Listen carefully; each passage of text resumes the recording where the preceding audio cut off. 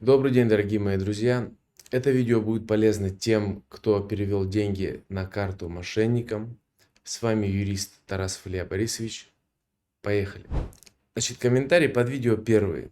Здравствуйте. Я до этого в 1xbet делал ставки и играл в казино. Достаточно серьезную сумму по глупости проиграл там. Вопрос такой: возможно ли действительно возвратить деньги, хоть какую-то сумму, или это нереально?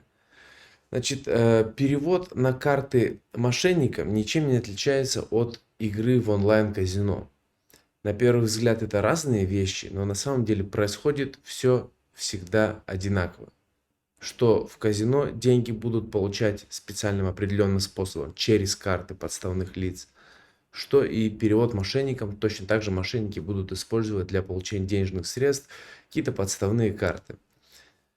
Значит, поэтому, так как онлайн-казино в Российской Федерации это в принципе незаконные организации, это даже не организация, это группа лиц, которая сделала сайт, на котором вы типа играете, типа это онлайн-казино, вы можете мне сказать, что это реальное казино, просто, да, в России это незаконно, и поэтому мошенники сделали зеркало, так называемое, для граждан Российской Федерации, где они играют. Это не так. Так как мы живем в Российской Федерации, мы должны соблюдать законодательство, и не только мы. Поэтому вот такая здесь лазейка, что если вы делали ставки в онлайн-казино переводами на карты физлицам, то вы точно так же можете вернуть эти деньги.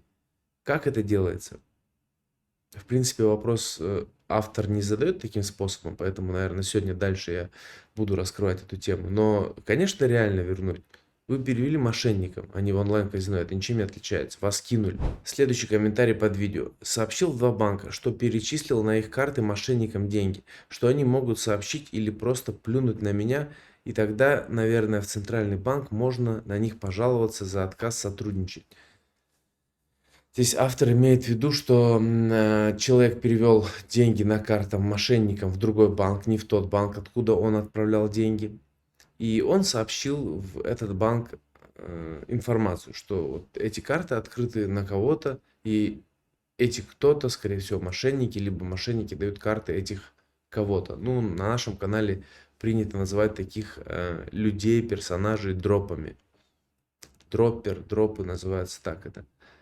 Значит, если они не примут банк, в который вы пожаловались, если никак не примет вашу информацию и не предпримет какие-то меры для решения вопросов, можете ли вы обратиться в Центробанк с жалобой?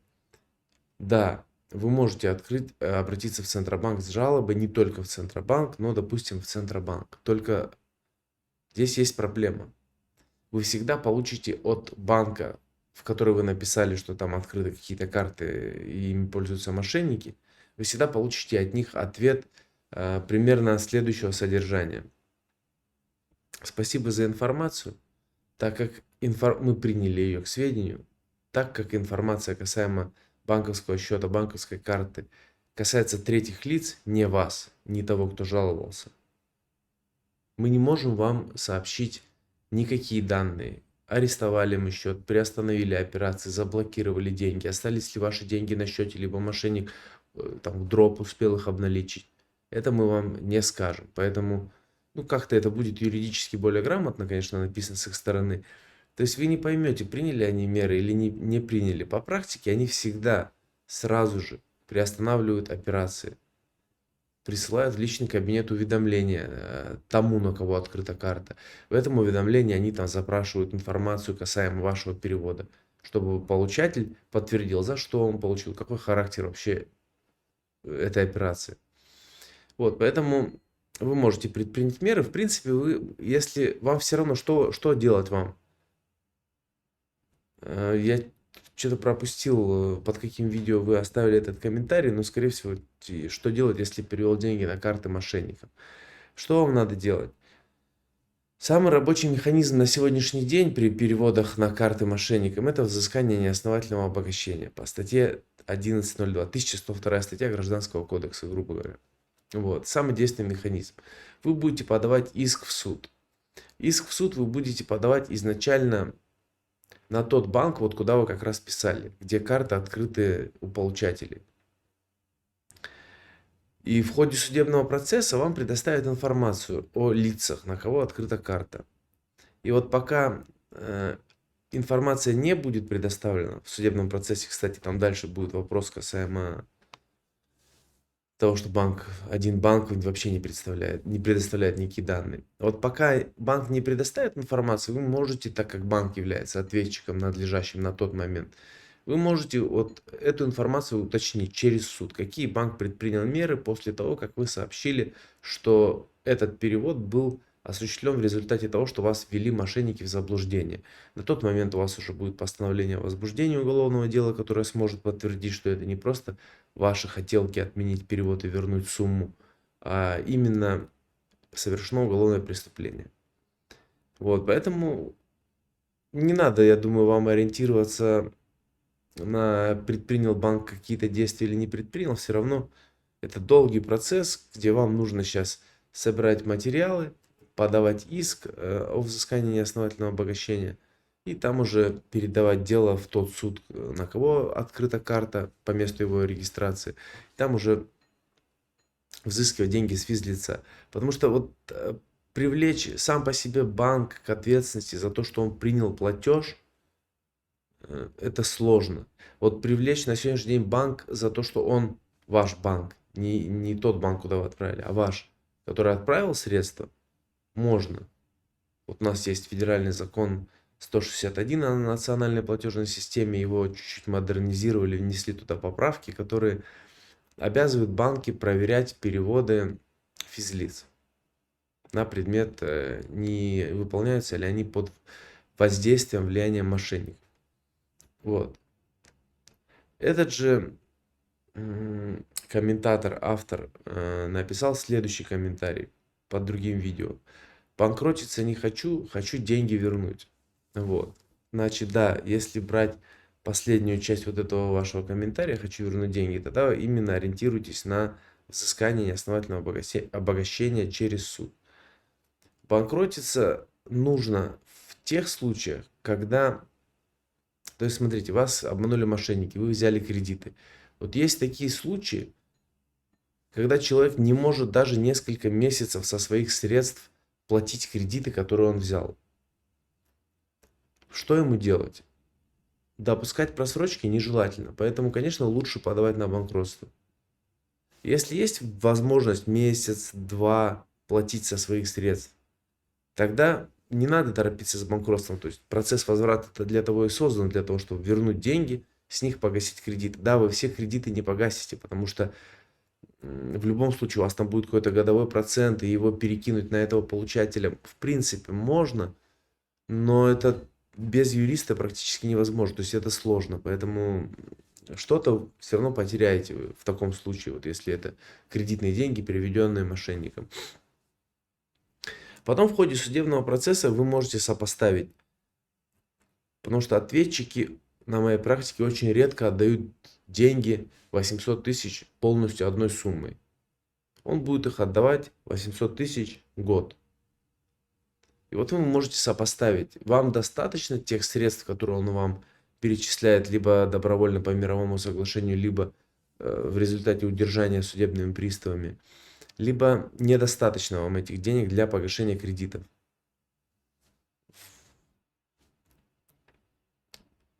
Когда человека кинули мошенники, он находится в таком состоянии, где он может наломать дров еще больше вот этими банкротствами там преждевременными.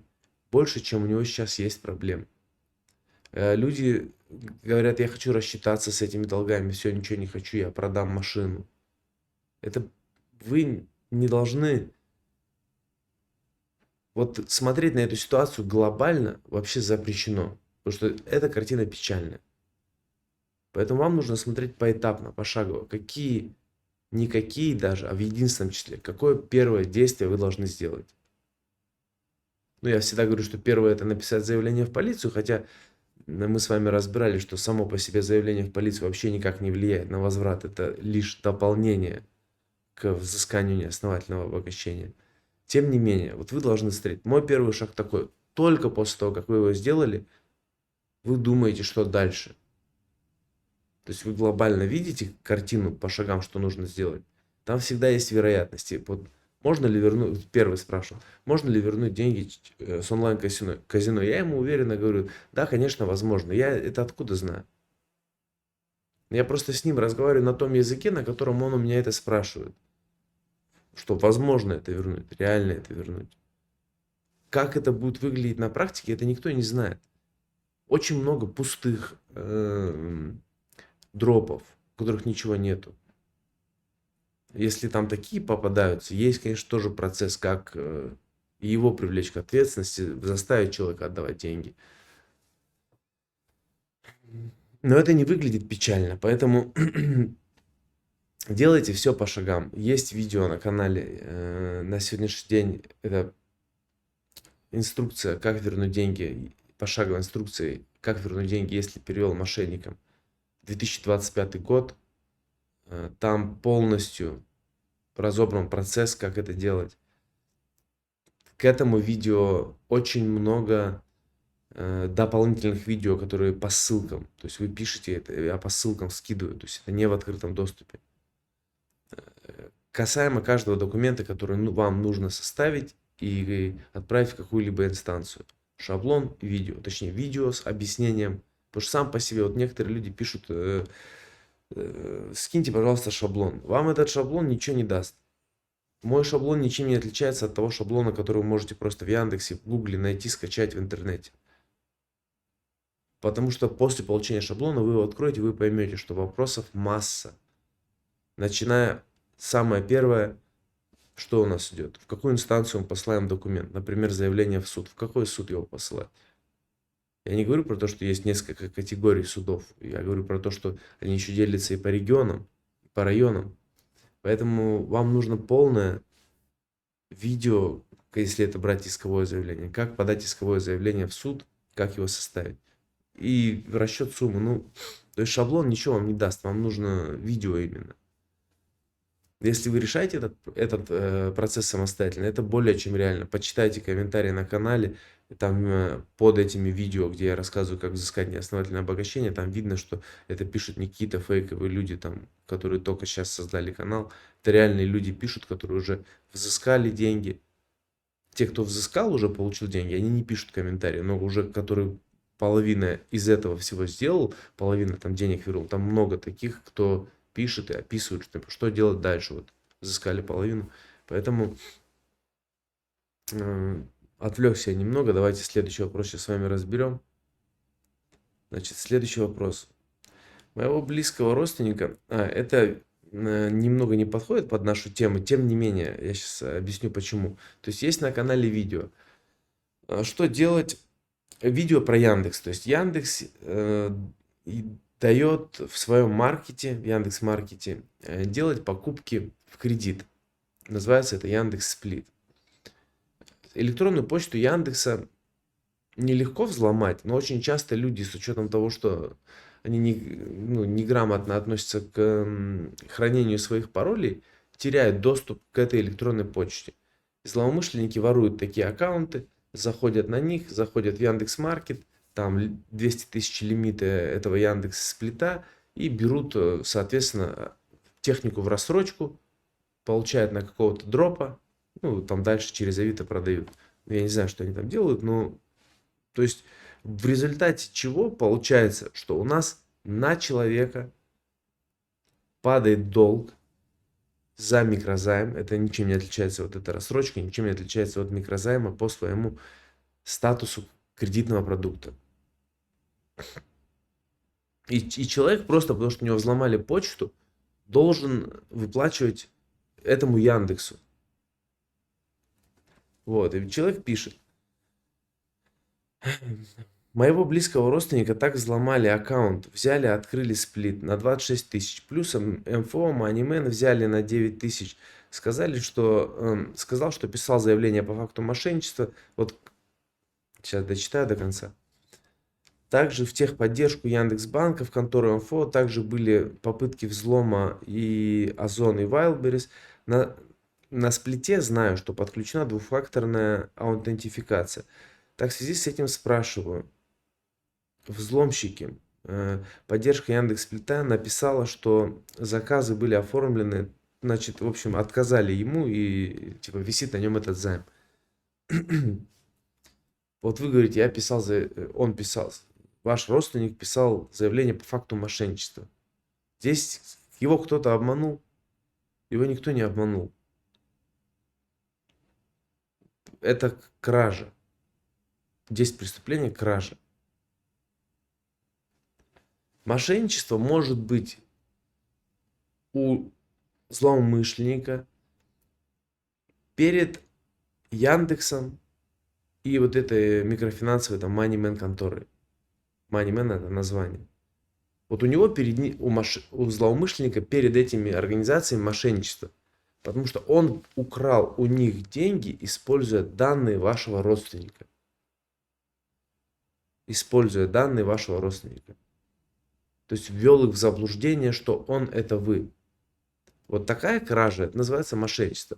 Если вы пишете, а они не будут писать заявление в полицию, ни Яндекс, ни им зачем надо. Они говорят, вот вы должны, там никто не вникает, им легче подать иск на вас в суд. Поэтому в отношении вас совершено преступление кражи. Я сейчас не буду комментировать, как вот этот клубок распутывать, почему этот комментарий относится к теме видео «Перевел деньги на карту мошенников». Вот смотрите, мошенники кидают вашего родственника, используя его имя, получают деньги. Как они получили эти деньги? Наличными никто их не забирал.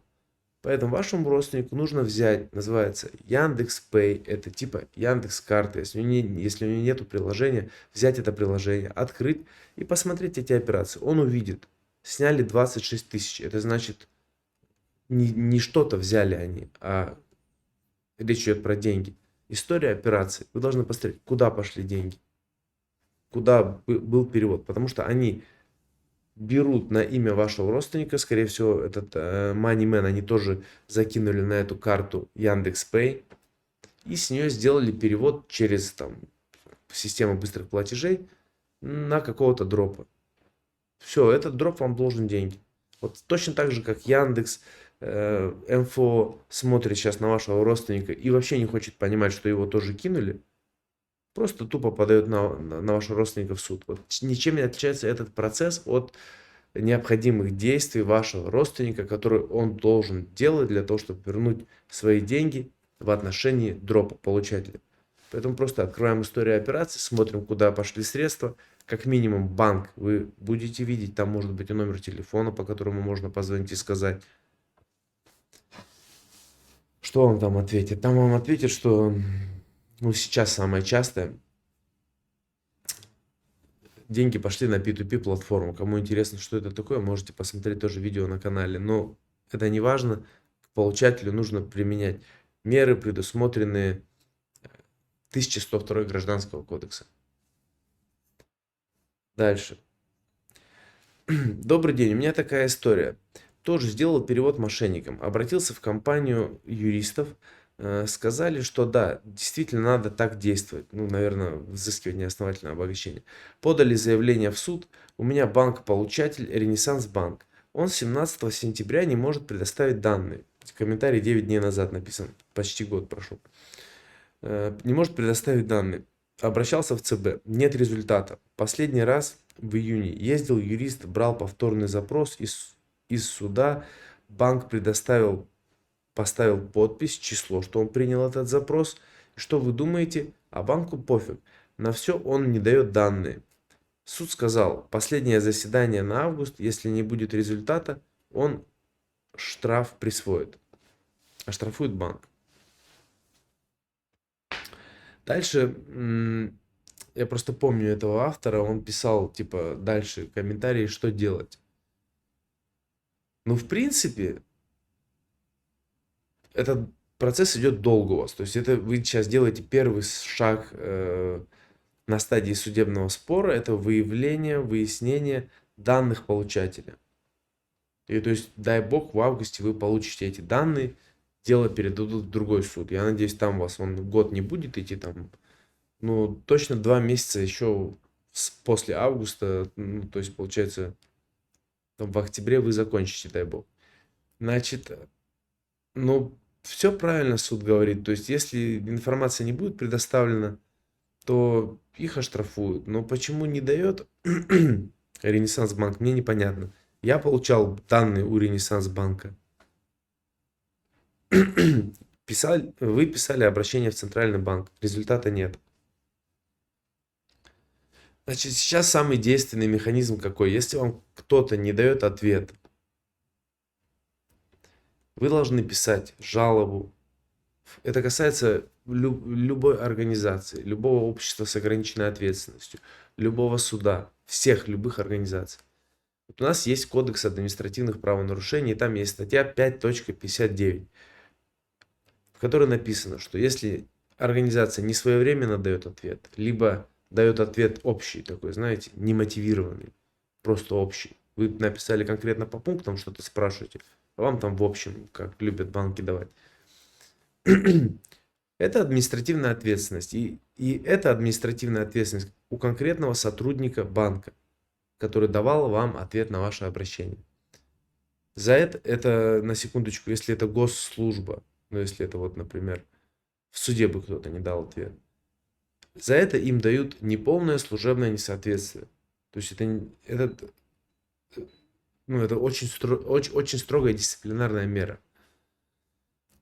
И штраф 5000 рублей. Это тот же кодекс, который вот штрафы ГИБДД, это тот же кодекс. Значит, кто привлекает, и вы сейчас можете, не дожидаясь августа, написать такую жалобу на Ренессанс Банк. Эта жалоба подается прокурору, в прокуратуру. То есть вы смотрите, где зарегистрирован Ренессанс Банк, заходите в интернете в приемную прокурора того района.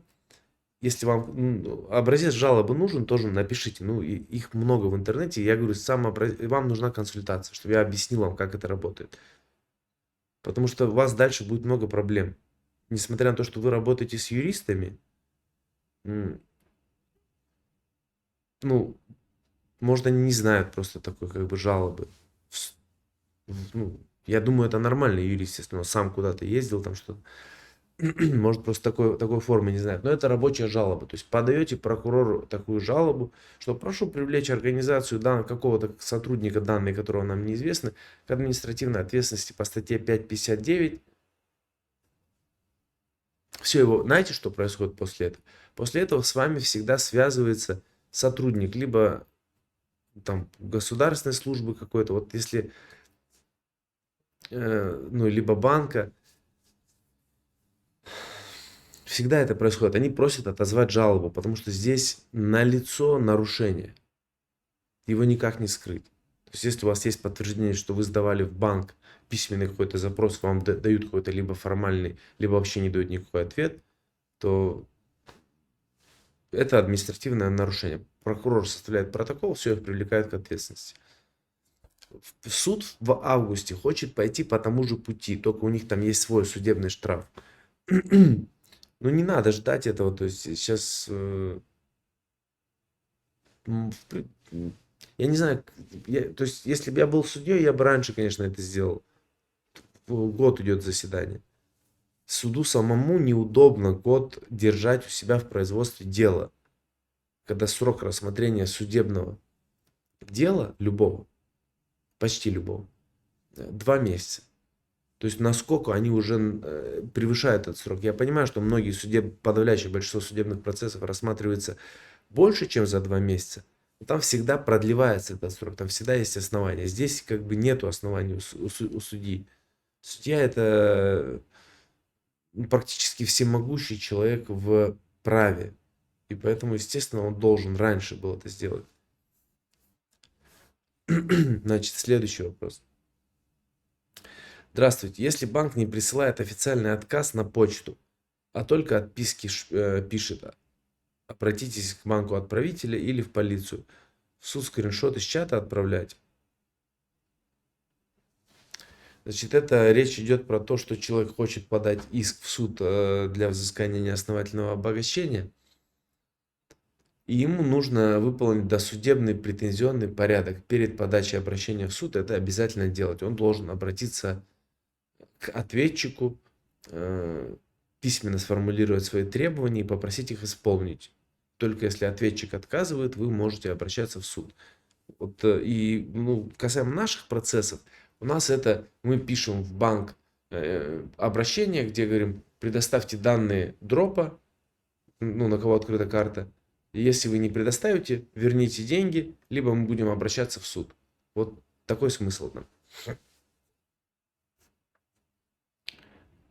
Не присылает отказ на почту. А как вы запрашиваете? Как вы запрашиваете у банка? Вот вы пишете в чат, они в чат отвечают вам, типа отказывают. Обратитесь к банку отправителя. Но значит вы к банку получателя, наверное. То есть вы пишете в свой банк, вам в свой банк не нужно писать. Вам нужно писать, если я неправильно понял, то вы тот, кто писал, поймет, что я имею в виду. Вам нужно написать в банк, где у этого персонажа открыта карта, на которую вы переводили. Вот ему. И они вам то же самое ответят.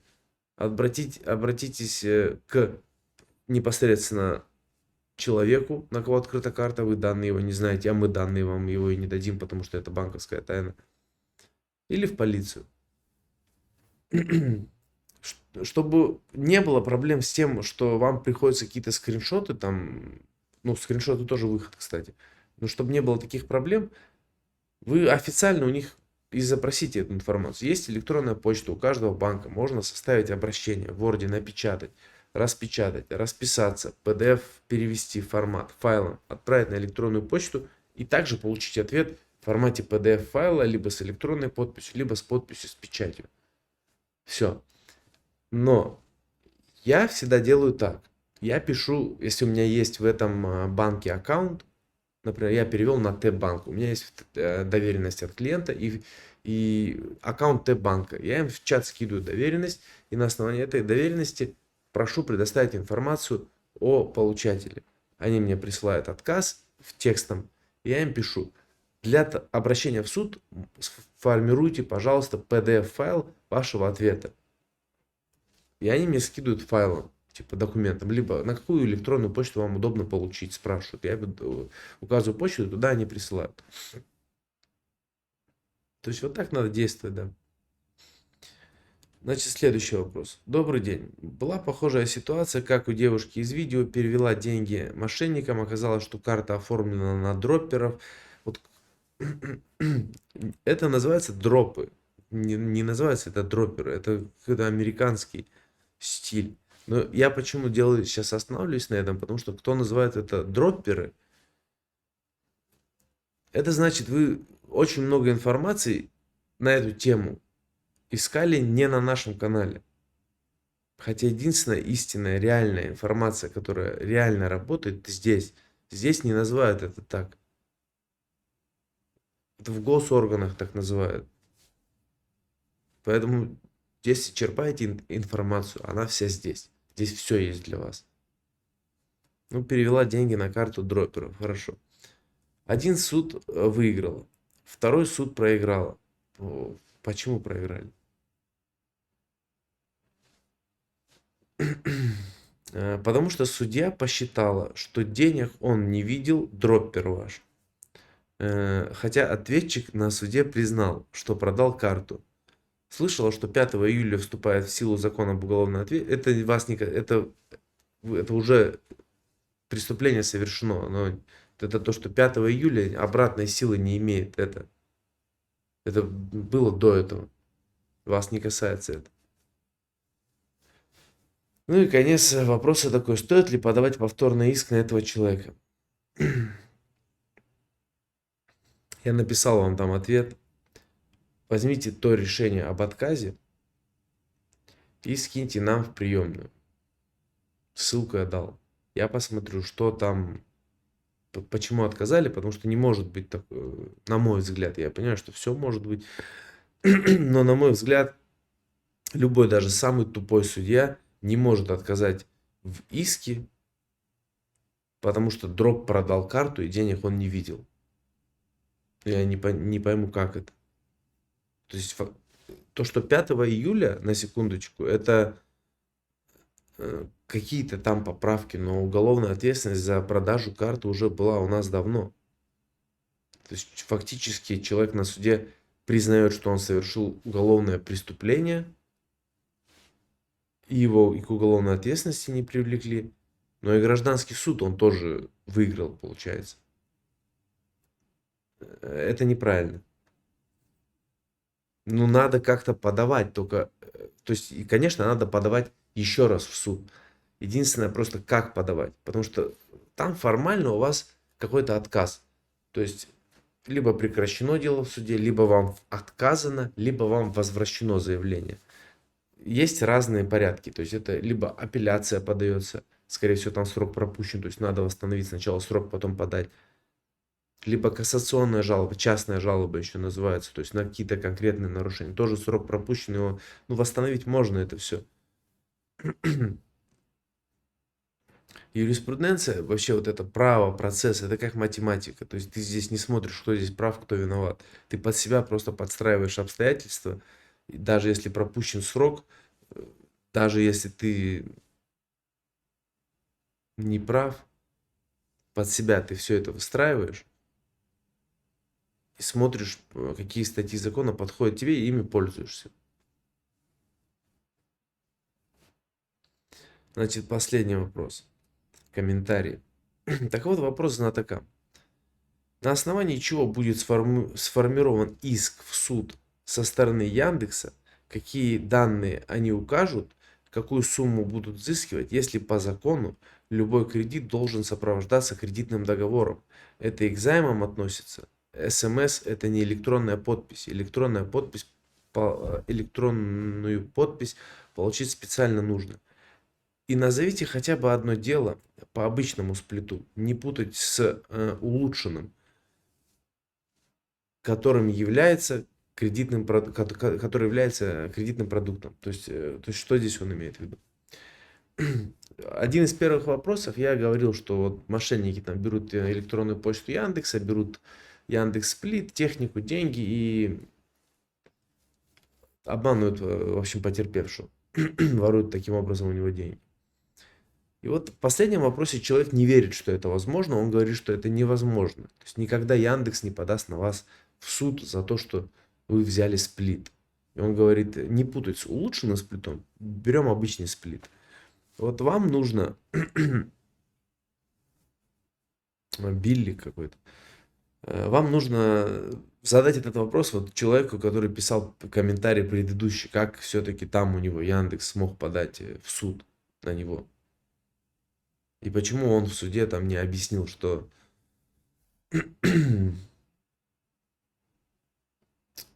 что это смс это не электронная подпись.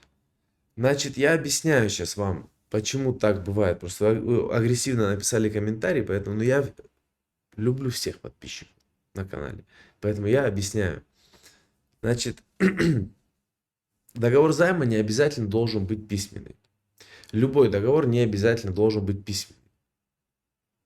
Не обязательно он должен быть подписан. Есть нормы закона, где написано, что договор, любой договор свыше 10 тысяч рублей обязательно должен быть составлен в письменном виде. Противоречие, с одной стороны.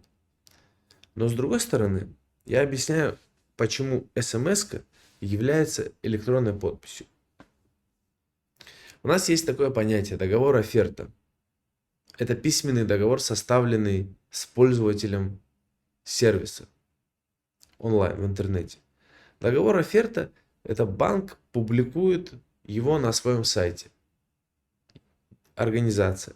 И вот у Яндекса касаемо всего, касаемо Яндекс.Маркета, Яндекс.Сплита, улучшенного Яндекс.Сплита, всего, MoneyMan тот же. Человек же берет там микрозайм, вот он писал, он же не подписывает там договор, не подписывает. Более того, ранее он даже не знает, то есть номера телефона не было у этого MoneyMan, он не знает, это человека телефон или не человека телефон. Но все равно воспринимает подтверждение кода, отправленного от MoneyMan на телефон, вот смс, он воспринимает это как подпись. Почему? Потому что это является электронной подписью.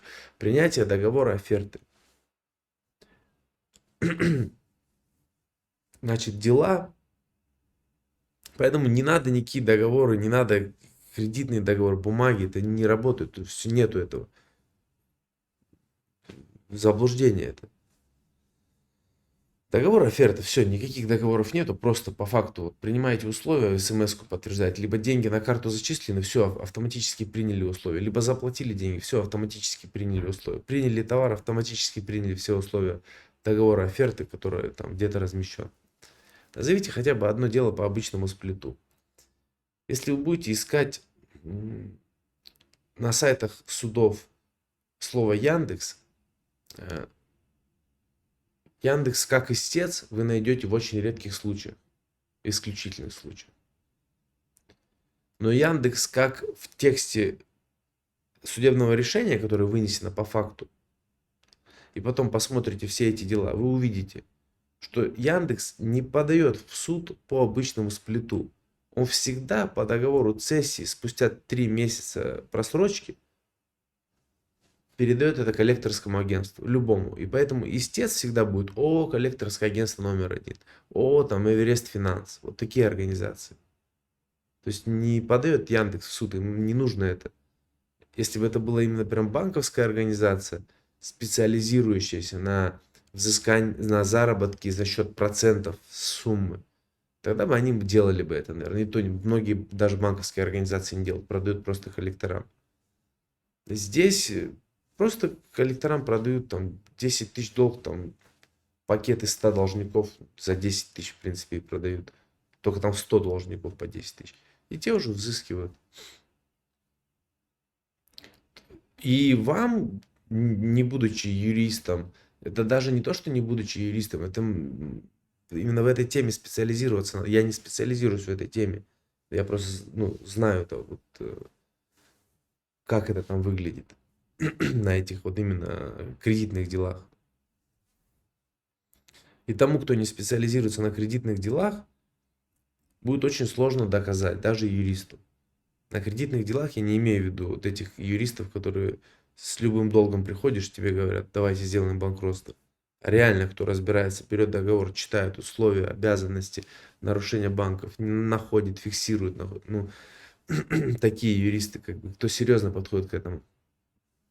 Ну и он будет просить за работу очень много денег. Вам легче погасить эти займы. Поэтому, Билли, не все так просто. Дорогие друзья, на этом это видео подходит к концу. Взыскивайте неосновательное обогащение, пишите свои вопросы, сложности, делитесь своим мнением здесь под видео. Кому нужны какие-то шаблоны, инструкции, пишите нам в онлайн-приемную. Кому нужна консультация, чтобы расписать план, на каком-то этапе застопорилось, чтобы продвинуть этот процесс, пишите. Кому надо, чтобы мы взыскивали. Дорогие друзья, с вами был юрист Тарас Филя Борисович. Успехов, до свидания.